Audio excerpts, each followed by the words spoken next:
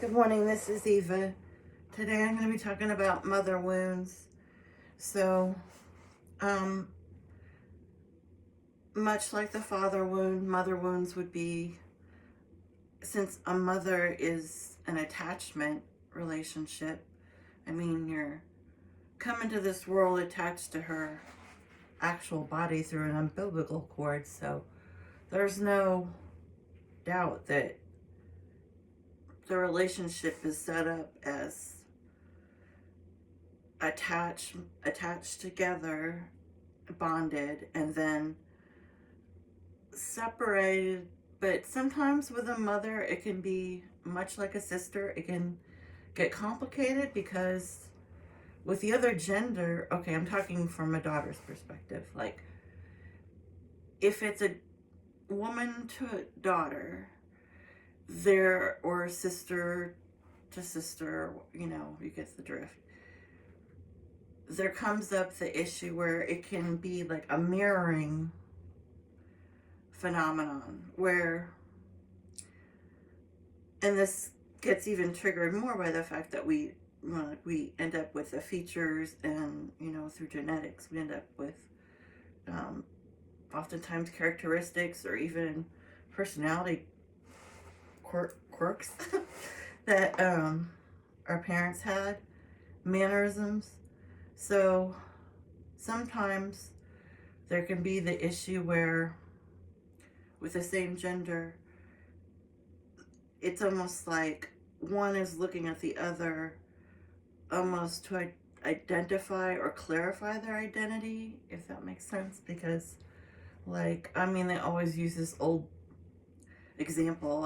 I'm not crazy about it, but where it's like, okay, like Snow White is a good example of that, where it's like the queen is looking at in the mirror and she's obsessed with her appearance and her vanity and looking young. Well, not as young as Snow White is, but as beautiful as she can possibly be, and she wants to be, what's the saying, the most beautiful in all the land, right? But then Snow White is, it's almost like she's in competition with her, right? Because I don't remember the story right, but I think she was her stepdaughter or something. I can't remember. She wasn't her daughter. But yeah, that was it. And anyway, so Snow White becomes, instead of the queen looking in the actual mirror to decide if she's attractive enough, she starts looking at Snow White and then comparing herself. And then that becomes what she judges herself on and decides whether she is, lost a few notches or is still the most beautiful. Okay, so that would be, I mean, one of the examples would be like, okay, so sometimes, like especially narcissistic relationships between a mother and daughter, there could be, or like extremely competitive family, like to the point of like toxic perfection. The mother could be viewing the daughter in terms of, well, you know, I used to look like that, or I used to have a body like that, but now, I'm different. And, or like, how like a 16-year-old could be like going out with their friends and having fun. I mean, I don't know, do people do that anymore? Like double dates and going and to movies. I mean, do people do any of this stuff anymore? But anyway, so the mother could be looking at her and being like, oh, she gets to have so much fun. She doesn't have to be an adult yet, technically, and be jealous of that because, like, let's say the mother is in a loveless marriage and she has, they have a lot of bills and she has to be responsible for way more than she should be, and and she's bitter. So there becomes that bizarre mirroring, and that kind of hits on like kind of the theme that was like in The Graduate.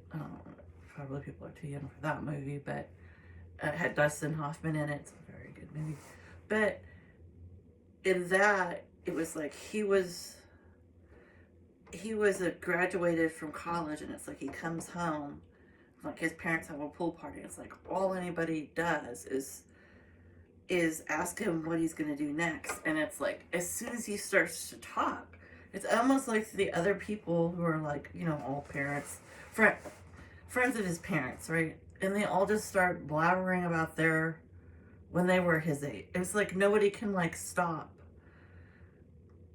using him as like an actual mirror for where they are in their life and where they were, and it's like becomes almost comical. And it's since it's a pool party, like at one point he gets so sick of it, he like, you know, throws himself into the pool because it's like he's, you know, he's got his clothes on, he doesn't want to talk to anybody about it anymore because it's creepy, it's weird, it's like no one is even listening, nobody even wants to hear what he has to say. It's like they're talking to him to talk about themselves, really. So there's that. And then a lot of times with fathers, they'll say, you know, they'll feel like their best years are gone, and like, but I mean, like, you should look at your son as like a pride point, like, oh, you know, like my legacies gets carried on, and like I'm so excited that he's, you know, doing all these things in the world, and I remember how awesome that was, and so exciting to see him doing it at a different time, you know, when things are different, and it's this, you know, that same youthful vigor, and it's just they're excited and happy about it, you know, like that's how it normally should be. But families that are, you know, leaning towards toxic and not in a healthy dynamic, there can be like repressed jealousy or envy, or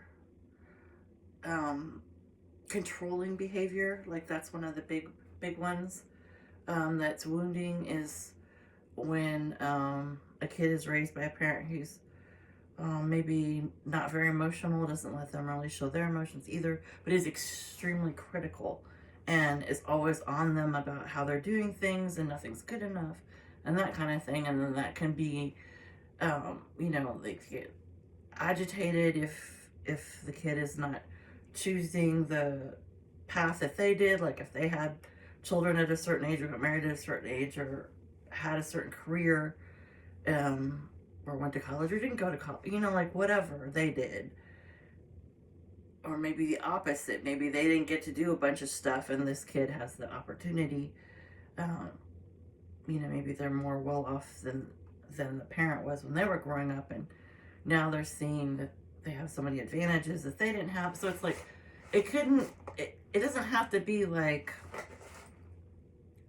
overt, like somebody obviously comparing their lives to said kid, right? It could be more like hidden, subconscious, like even so that the actual parent doesn't even know they're doing it, which is usually how a lot of these things start out, is like somebody doesn't know their own triggers, doesn't know their own self, they don't, you know, they're just playing a role in society, and they just got married to whoever they thought was the appropriate choice at the appropriate time of their life, and got a job where, you know, their family or whatever, their friends all got jobs that, you know, like they just didn't really think for themselves, and they sort of end up living this life that they actually don't want to be living.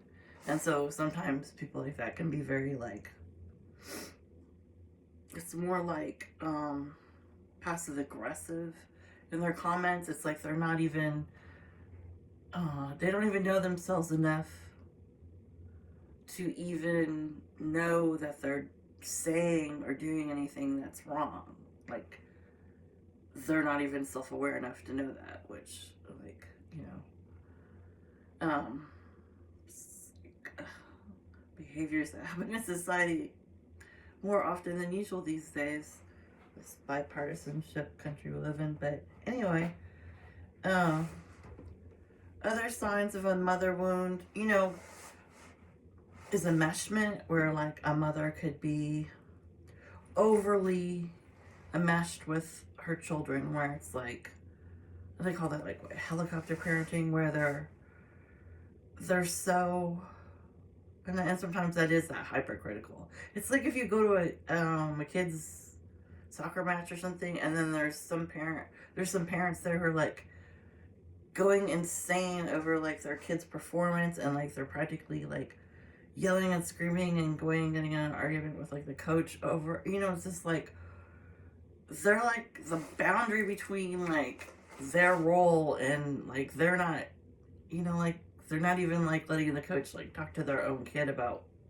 what would be the next play. Like they're that like crossing the boundaries, you know what I'm saying? Like that can be a thing.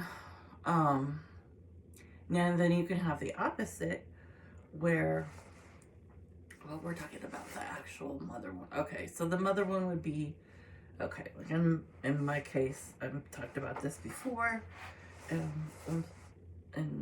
like a lot of my videos, and why I did not have any desire to do this topic. And I'm trying to do a lot of healing work, like journaling and shadow work, and like I've kind of given up on like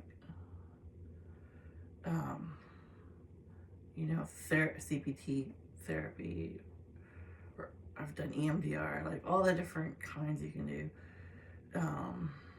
at this point, because it's like, oh, I've been going to therapy about my mom since I was like 15 years old. Like I feel like I've had some breakthroughs in therapy, but I just think I need to do something more alternative or different, because it's like I'm not getting to the point I want to get to, which is, I kind of feel like I should be like, I should have less bitterness. I should have already like really forgiven her at this point. I have in like different increments, but then, because I do believe in God, I do believe that it's not her fault. She was mentally ill and she should be given grace. However, at the same time, it's like, what happened, and it altered my life forever. And in bad or low moments, I will definitely confess to daydreaming about like what would have been like if I hadn't been exposed to that, like if I hadn't been exposed to like violent child abuse, like and name calling and all that, like bullying, and like fear and anxiety, and just terrified of physical assault, or just erratic schizophrenic behavior, because my mom was severely mentally ill. She didn't take any medication, and it was taken away from her at a young age before I was 5 for a head injury she gave me. But since I got adopted by her parents, they still were her caretakers, so they would go down. They had her live in a different state.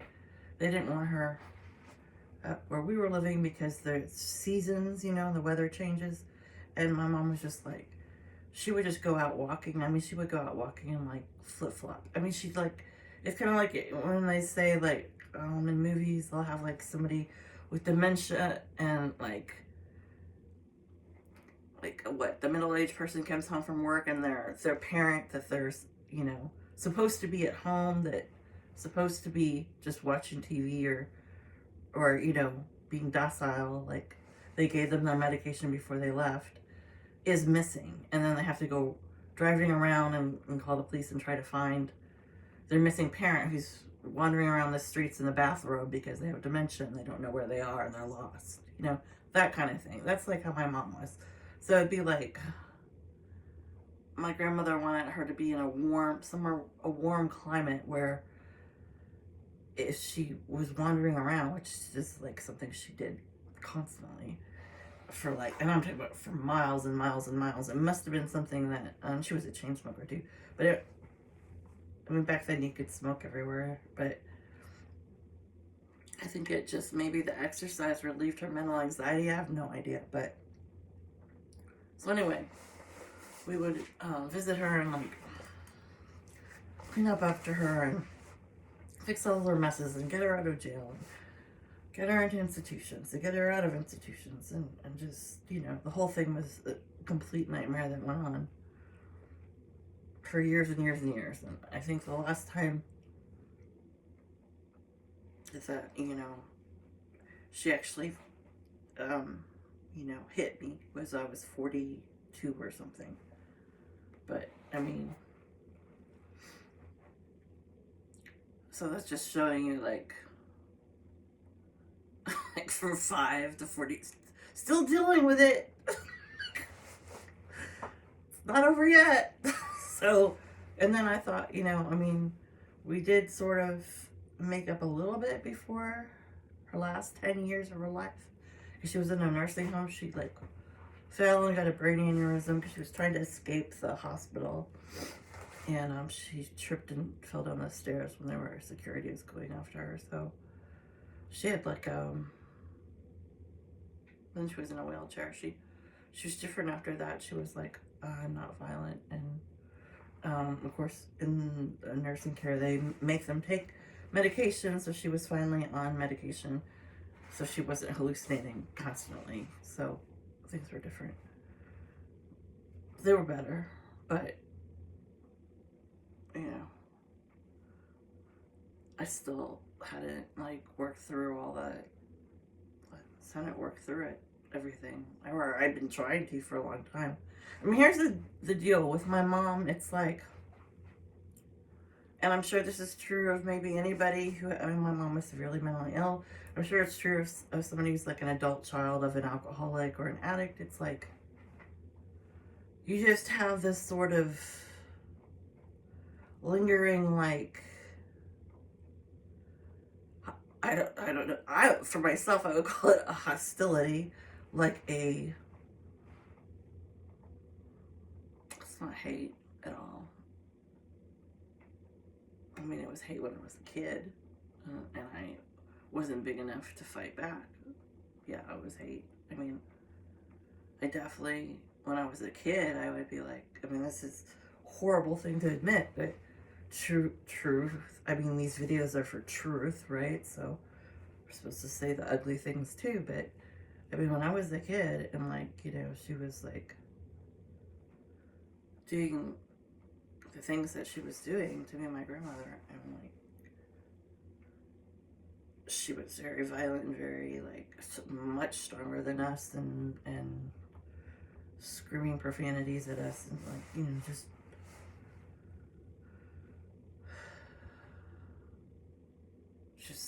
all the time, you know. Like, I would, like, when it was our next time to go there, I would just be like, because we would always go for several weeks, like, we would be there for, you know, several times a year, and I would definitely,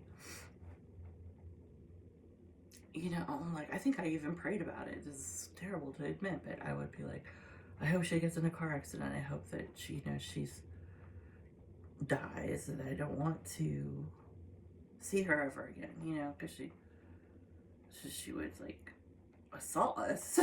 And I was terrified of her. I was terrified she, you know, honestly would severely maim or kill one of us. Probably me, because she always went after me. So, I mean, that's just the truth of how it was. So, what would be a mother wound? The mother wound would be that all my life I've had people-pleasing tendencies. I've had, like, almost feeling like I need to earn people's love, like, low self-esteem, nightmares. I used to have night terrors as a kid. Terrible night terrors. And, you know, misplaced anger, just, not appropriate, maybe, looking at situations, I always be, like, way more pessimistic than everybody else I knew. Like, just way more negative, you know, like, if something good was coming down the pike, I'd be like, oh well, this will probably get screwed up, you know, like always looking on, like waiting for the other shoe to drop, as they say, like just not believing in. I would always think of myself as an outlier, like outside. Like I would think, oh well, other people get to, you know, find the right person, you know, be in a couple, or have a family that's healthy. Like I always thought, like I won't be able to do those things because I'll screw them up. Like I won't be able to do them properly. Like I'll bring whatever wounds like I had from before into the newer, the life I'm trying to, the independent life that I've always wanted for myself. Like somehow I'm going to, and like truly that did happen in many instances where it's like I would be too serious, too intense, too whatever, because I was used to bottling everything up because I couldn't talk to anybody about what was happening. Because when you're in a family dynamic like that, it's like, well, in our instance, like literally nobody would talk about what was happening to us. Like my family would, it would just be like, you weren't allowed to like talk negatively about my mom or ever say anything. You know, it was just like, you just had to take it and just pretend like it didn't happen, which is what they did. And I was always rebellious and always unable to do that. Like, I firmly believed that I should have, like, once I was taken away from her because of, you know, like, she could have killed me when I was 4, you know, by doing that. You know, I was in the hospital with a head wound, and it's like, I felt like that should have been like, okay, they're not going to be around each other anymore. But that was completely not what happened whatsoever. And, you know, my grandmother made up this lie that, like, there'd been a car accident, and she told other people that, and because I had a, you know, pretty big wound on my head, and, it's like she just, and I think after a while she started to believe the story, like, she just did not want my mom to have done that. So it's like, I mean, my grandmother was an amazing mother to me. She's the only real mother I knew. However, I mean, I say this again, I'm trying to make these videos to be honest so that people can learn from my mistakes, I guess, and like have an easier time in their own lives, you know. I don't want all this that I went through to have been for absolutely nothing, with no benefit or reason that it happened. I'd like to think it serves some purpose. So,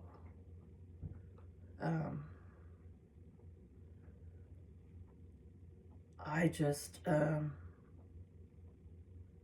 you know, didn't handle it well at all.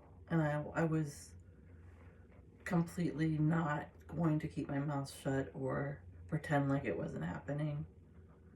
And it took its toll. And honestly, it's still taking its toll because it doesn't, I have a lot of,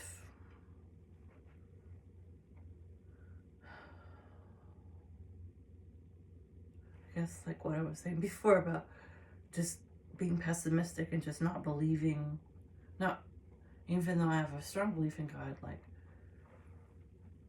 just not really truly believing that I can ever get over it. I mean, get over it, I mean, like, by not letting it interfere with my personality, how I see things, how I feel about myself, how I interact with other people in relationships. Like, I don't want that to shadow me, because it's like, it really sucks, because it's like, oh, first you go through this horrendous, humiliating, debasing painful, isolating, multiple experiences with this person who's supposed to be the one who gave you life and you're supposed to have respect and reverence for. So then I would just feel like a total jerk, like, wow, I really suck, like, because I can't love my own mother, but, it would just have all these different feelings, and it was just like, what do so you have all this, well, I should talk about myself. I had all this animosity. So you go through all that, right? You go through all that. And then on top of it, then you've got to sort out all of it so it doesn't affect the rest of your life. So it's like you got like two things to clean up. And, it's just, and it's like you're not doing so well mentally, you know what I mean? Or emotionally, or psychologically.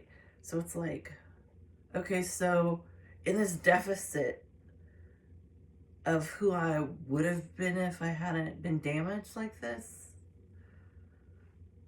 I'm supposed to then come up with, being the only voice in my family that like is going to, be the black sheep and say anything or try to change anything. It's all up to me, or it doesn't get done. It's just a lot of pressure, and it's a lot of like, why? Why do you have to?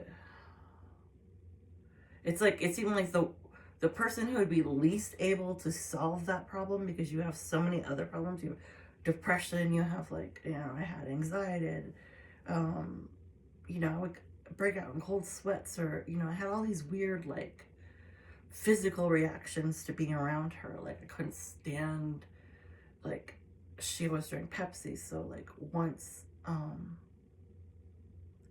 don't know where I was, I tried to drink one, and it was like I just spit it out. It was like just the taste smell of like, and remembering what hers tasted like, and all these weird physical associations, which is actually what your mind will remember. That is one of the things that drives me insane about memories and trauma. Is like, I can remember the physical sensations a hell of a lot more than I can remember each detail about what exactly happened at which moment.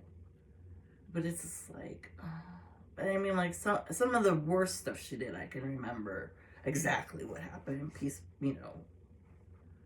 moment by moment. But I don't know, like the assault when I was put in a hospital when I was 4, like I remember when she set our house on fire when I was 2 to 3 years old, because I was right there in the house. She set it on fire while we were all in the house. So I remember that. I remember it clear as day.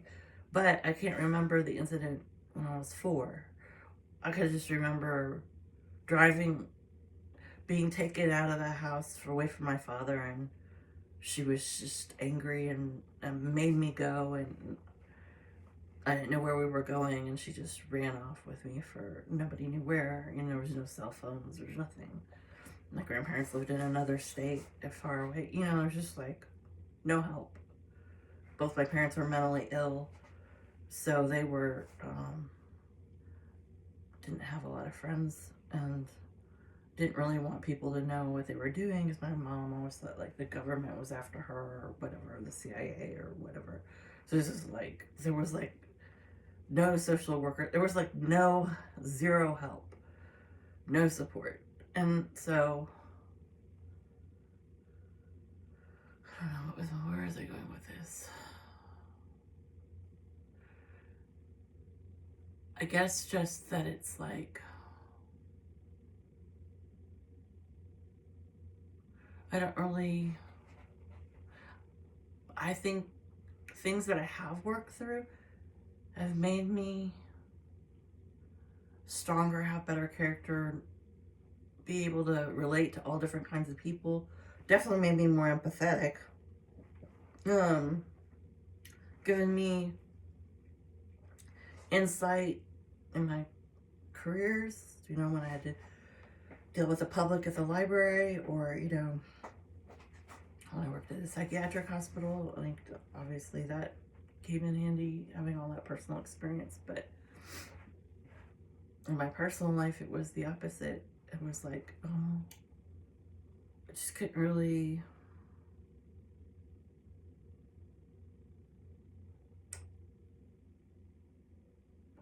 I did not feel like I could find people who understood what I was talking about. The closest I could get is maybe people who had addicted parents, and they were more understanding, and sometimes people who had parents who died when they were young of various illness or, you know, an accident or something. Like, I could relate more to those people than I could people who had, like, quote unquote normal upbringing. I couldn't really. I would either be jealous of them or, you know, and think of their lives were so different than, you know, I just fantasize about what their lives must be like. And even though my grandmother raised me, and she was, like I said, she was a great mother, except that she kept making me be put in those situations that were like destroying my psyche, really. You know, just. Anyway, I talk about it in my other videos. I'm not going to go through all that stuff right now.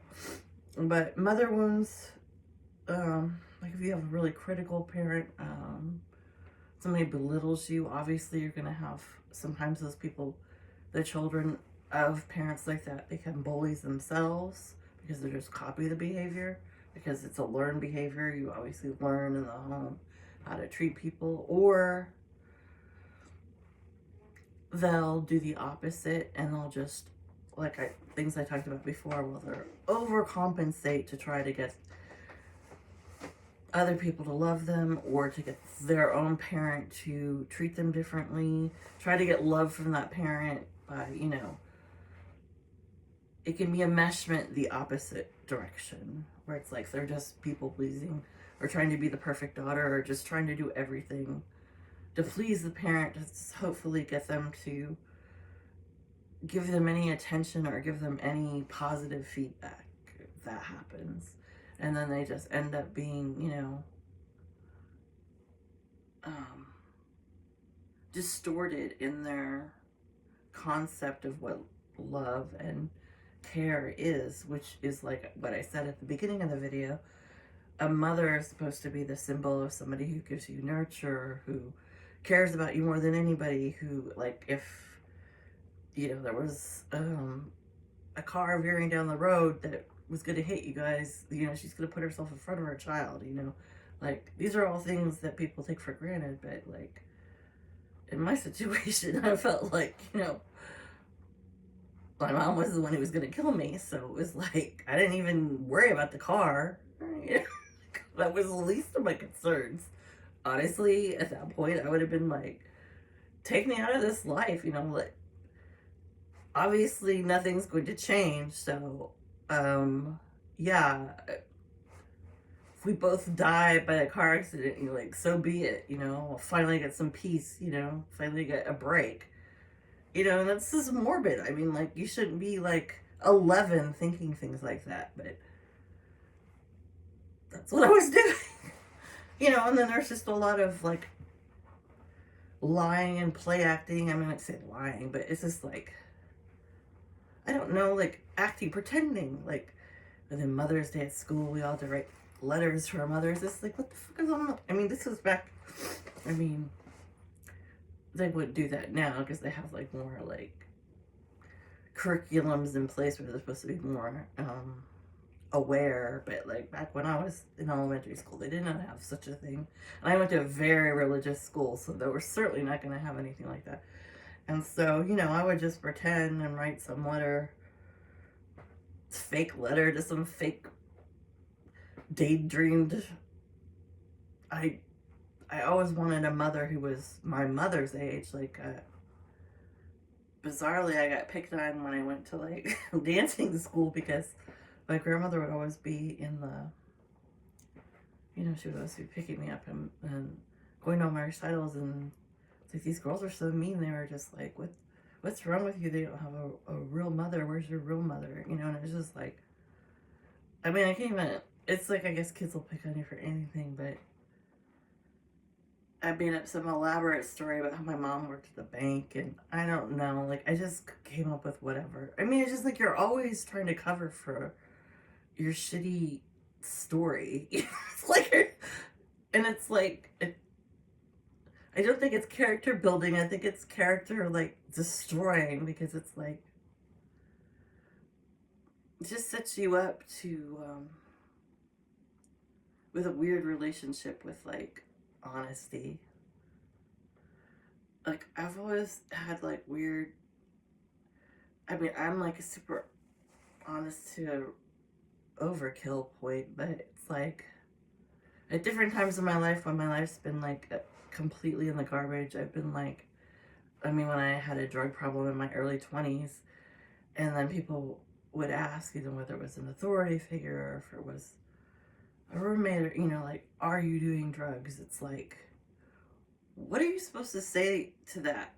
You know, if someone asks you that, I'd always be like, well, I can't say the truth because, one, I'll get, you know, I could get arrested, I could get in trouble, I could get my, you know, I was a teenager, get my card, you know, privileges taken away, whatever, you know. It's just like, it didn't feel, I always just feel like it was kind of a trick question. I was just like, well, you can't tell people what you're really doing, because if you're doing something bad, like, it's taboo. So it's almost like you're set up, you have to come up with some imagined ideal of who you're supposed to be for people, not who you really are. And so I did struggle with that. I mean, now when I look back on it, it's like, you know, people were just trying to, you know, keep me from killing myself on drugs. I don't think that they were being as awful as I thought at that time. I just didn't want to get caught. But it's like, I think there's just a lot of, the reason I'm bringing it up, I just think there's just a lot of problems around truth telling and families, and what's you're allowed to say, what you're not allowed to say. Some families are very blatant about everything and it's all out in the open, but sometimes those families are the ones who will think everything's, they normalize it, like it's like, oh, well, you know, treating people crappy is, you know, like if it's a mother who's, you know, being beaten by her own husband, she might just make it sound like, well, that's just how it is, you know, like kids grow up thinking that's normal, you know. It's like, there's all kinds of weird things with families, and like lies they tell themselves to get through things, stories they tell each other to pretend they're something they're not, because the actual truth is like so sucky that like nobody wants to like actually say that's and admit that's our lives. Our lives are actually, that's, as you know, the lowest that you can go. That's where we sit every day. Like, nobody wants to say that. Nobody wants to admit that. I mean, my grandmother certainly didn't want to admit that, like, she definitely favored my mom over me. It was almost like, I don't know. It's just, it was weird. She just wanted my mom to be happy, and she just had strange ideas about how she thought that would happen. And somehow I got in the middle of it, and it was just, she really believed that if she pushed me onto my mom, that my mom would have like some sort of maternal instinct would like click on, and my mom would like be more loving and less mentally ill. But it's like, that is the exact opposite. My mom would actually be like more violent if you interrupted her while she was hallucinating and talking to voices. It's like, that actually was the worst thing my grandmother could have done. It was actually putting me in the line of fire. But it's like, since we were a family who didn't talk about anything, like how was ever to get that in? You know, it's just like, And I always felt like when I did say the truth of what's happening, everybody would just stare at me like I did something wrong. It's like, well, does nobody want to get out of this nightmare? Am I the only one who wants to be free? I don't know. It's like families are just really, really, really complex. So to heal a mother wound, you would have to do stuff. I'm sorry I'm wearing this coat, but like, this is like a storage room that I've semi-made it into my office, and there's no heat in here, so I'm freezing. Okay, so yeah, so what would you do about a mother wound? Because this video is getting too long. You could do, like I said, therapy. You could try to be like generational healing by like trying to talk to your family and have honest talks about things, and try to, even when you're grown adults, you know, as old as I am, you know, like it would help to talk about these things and settle old wounds and forgive, or at least talk about that kind of thing. I mean, because these things haunt people for the rest of their lives. Like, I don't believe anybody who tells me that, like, they had something horrific happen to them when they were younger and they just never think about it again. It's kind of like, it's just too painful, I think, for people. I don't think they forgot it. I think disassociating and like pretending stuff didn't happen is it's not the same as actually really forgetting it, you know? You may not have like, you may have blocked out the exact memory of the worst thing that ever happened to you, but believe me, you're walking around behaving in ways, interacting with people in ways, treating yourself, the thoughts in your own head, your own self-esteem, how you think about your life, that's all being affected by that thing that you think you've gotten over if you haven't done any work on yourself. I don't believe that for 1 second. It's just, it manifests in different ways. You know, a lot of people don't believe in God or have any kind of spiritual life because they're like, well, if there's a God, you know, then why did my mom die of cancer when I was, you know, 8? Like, what the hell? You know, like, she was a wonderful person. Like, what's that about? You know, and people just shut off believing in a higher power because they'll be like, well, when this happened, like, there was nobody came in and helped us or swooped in and saved the day. Like, we just had to live the rest of our lives, you know, missing this most important person that could have known my, you know, had relationship with our grandkids. You know, like, it's like people come up with all kinds of scenarios where it's like they limit themselves because of what happened from the past, but then they'll be in like so much denial or not really cognizant, or it won't be part of their like, it won't be part of their story in life to be processing anything. It just sits there for the rest of their lives, just sitting there, you know. And it's terrible, really. So, the last thing I'll say about mother wounds is, like, you know, it really just wrecks how people perceive themselves, how they perceive the rest of the relationships in their lives, what they want to do with themselves, you know, how they want to live, who they marry. That's probably the biggest thing, or get in relationships with. Well, it's pretty well documented by psychiatrists and stuff that if you've that you basically will be so, I hate this so much. I can't tell you how much I hate this, but it's like unconsciously you will try to find a mate. You'll be attracted to people who have the qualities of your parents, especially if there was a problem with one of your parents.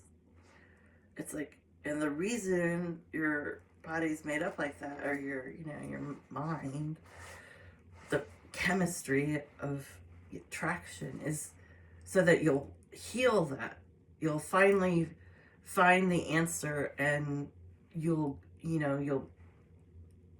your spirit or whatever, you'll be free from that. Will have solved that. But what happens to someone like me is like, I have done it, like if there is any article, there's nothing else that could possibly, I don't think there's any other therapy out there. I mean, like, I don't, or book, or it's like journal, or I mean, it's like, what else can I possibly ever do? I don't even know anymore. It's like I've exhausted, of course I've prayed, and it's not God's will, it's mine, because I forgive her, and then I take it back. Something will happen, I'll be like, oh, well, I can't really stop self-sabotaging myself in different ways, because it's like this negative thinking, and then I'll be like, oh, well, because we know who that's about. And then it's like, well, Eva, I thought you forgave her, right? Didn't you just do that in prayer like 3 days ago? Like, but it's just like, I'll just take back the control. It's like I have a huge control problem where it's like, I cannot, what do they, let sleeping dogs lie. No. It's like, I just keep, so I've probably forgiven my mother and taken it back. Like, I don't even know how many hundred of times. I mean, who knows at this point? But it's like, I'm trying to just show you that, like, even I'm telling you to do these things to like heal yourself. But at the same time, I'm also saying, hey, I'm a human being. And if like the first 8 things don't work, keep trying. Like, I'm still trying, eventually, before I leave this planet, I would like to think, I would have had the, I don't know, intelligence, courage to overcome this. This is ridiculous, Is this my fate in life, to live like this forever? Just reacting to her forever? I mean, this is a horrible nightmare, so I don't know. I don't know what to say about it. It's like a lot of other issues in my life immediately solved. I mean, I never did drugs again after that horrible experience in my early 20s for like over 35 years or whatever. Never. I'm not that old. Whatever. You know what I'm saying. Over 25 years. Whatever. But yeah, my mom's still there. Still affected me on a daily basis. So yeah, awesome. So, alright. That's my video. So I had to end it on a negative note. So that's unfortunate. Okay. Bye.